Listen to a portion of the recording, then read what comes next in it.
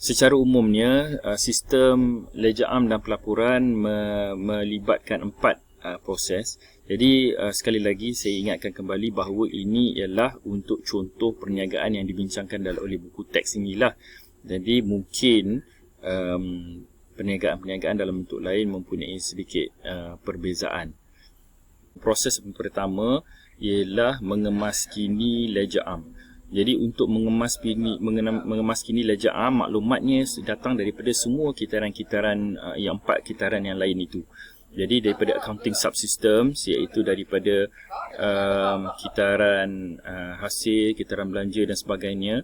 Kitaran-kitaran tersebut memproses urus niaga. Maklumat-maklumat proses urus niaga tersebut dalam bentuk journal akan dihantar kepada sistem ledger am, dan sistem ledger am akan mengemaskini ledger am. Okey, proses pertama ialah mengemaskini ledger am. Begitu juga mengemaskini ledger am ni datang ni daripada journal entry yang dihantar oleh treasurer, bendahari. Jadi perkara-perkara ataupun urus niaga yang berada di luar skop 4 kitaran, di luar daripada skop kitaran hasil, kitaran belanja, kitaran pengeluaran dan kitaran sumber manusia, maka urus niaga yang di luar skop itu dikemaskini oleh bendahari dengan menghantar catatan-catatan jurnal yang berkaitan. Jadi apabila catatan jurnal tersebut diterima oleh sistem, maka sistem akan kemaskini di dalam ledger am, dan sebarang jurnal-jurnal yang telah diterima itu akan disimpan di dalam voucher journal. Proses yang kedua ialah memasukkan catatan pelarasan. Okey. Jadi catatan pelarasan ini datangnya daripada financial controller. Okey, catatan pelarasan. Jadi kalau anda ingat balik daripada kursus prinsip perakaunan, ada item-item yang memerlukan pelarasan. Jadi pelarasan tersebut datangnya daripada financial controller, dan apabila diterima oleh sistem pun akan mengemaskinilah ledger am daripada catatan-catatan pelarasan tersebut. Okey, dan untuk catatan pelarasan tersebut dilakukan, maka trial balance ataupun imbangan duga akan diperolehilah, akan dijana daripada ledger am.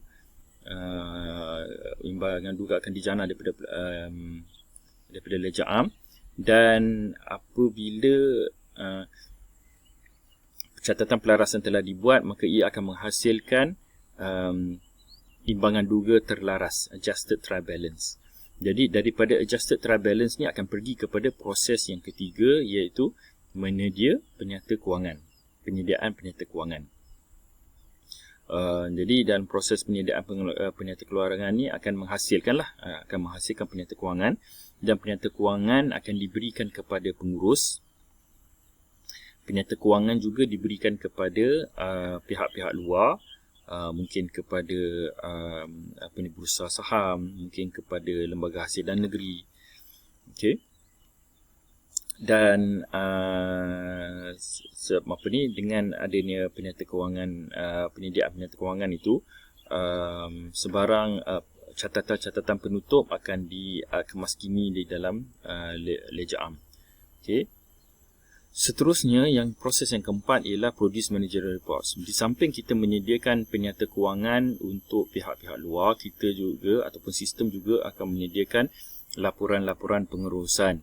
Jadi untuk laporan pengurusan ini dihasilkan, sekali lagi dia memerlukan maklumat daripada ledger am, dan selain itu dia menggunakan juga maklumat daripada maklumat bajet daripada budget director. Jadi kerana biasanya laporan pengurusan ni kadang-kadang dia akan melibatkan perbandingan antara prestasi sebenar dengan prestasi yang telah dibajetkan. Okey, jadi di sini dia memerlukan maklumat bajet untuk menyediakan laporan. Dan ini diberikan kepada pihak pengurus supaya pihak pengurus boleh membuat tindakan yang selanjutnya. Jadi secara umumnya di dalam contoh ini ada 4 proses di dalam sistem ledger am dan pelaporan, iaitu pertamanya mengemaskini ledger am, kedua mengepos catatan pelarasan, ketiga menyediakan penyata kewangan, dan keempat menyediakan penyata pengurusan. Okey, seperti mana di dalam kitaran-kitaran lain ada ancaman-ancaman umum ya yang dihadapi oleh kitaran tersebut, begitu juga dalam sistem ledger am dan pelaporan ini, sistem ini juga akan menghadapi ancaman-ancaman umum yang similar lah. Dan kalau kita lihat dia punya ayat dia sangat similar, serupa, iaitu inaccurate or invalid data. Kalau mungkin dalam kitaran lain kita sebut secara umum inaccurate or invalid data. Di sini kita boleh spesifikkan sedikit, iaitu inaccurate or invalid general ledger data. Okey. Iaitu data ledger am yang tidak tepat ataupun tidak sah. Untuk mengatasi masalah data ledger am yang tidak tepat dan tidak sah, kita menggunakan teknik kawalan yang serupa juga, iaitu kita laksanakan data processing integrity controls, kawalan integriti pemprosesan data. Seterusnya kita melaksanakan restriction of access. Okey, hanya orang-orang tertentu sahaja yang boleh akses kepada ledger am. Yang ketiga ialah review of all changes to data, iaitu kita menyemak semua perubahan yang dibuat ke atas data ledger am. Dengan itu kita dapat memastikan bahawa data itu adalah tepat. Okay. Ancaman yang kedua ialah unauthorized disclosure of financial statement.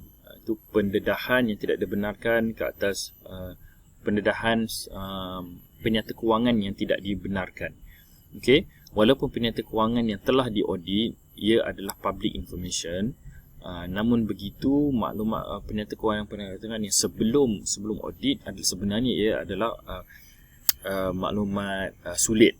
Okey, tetapi jadi ia menjadi satu ancaman lah jika maklumat tersebut tersebar. Jadi untuk mengatasi masalah ini, cara ni sama juga, iaitu kita melaksanakan access control, kawalan akses supaya hanya orang tertentu saja yang boleh akses. Kedua, kita melaksanakan encryption, iaitu supaya data tu kita ubah apabila kita menyampaikan data itu, kita mengungsi data ni contohnya kepada juru audit supaya mereka nak lihat, kita laksanakan encryption supaya data yang dipintas itu tidak boleh dibaca oleh orang yang memintas. Ancaman yang ketiga ialah kehilangan dan kemusnahan data. Jadi untuk mengatasi masalah kehilangan dan kemusnahan data, maka caranya ialah kita melakukan backup dan kita melakukan prosedur disaster recovery, prosedur pemulihan bencana. Jadi maknanya kalau data tersebut kita ada salinan backup, maka bila data tersebut hilang, kita ada backup yang kita boleh restore balik. Jadi untuk kita restore balik, kita akan menjalankan prosedur pemulihan daripada bencana.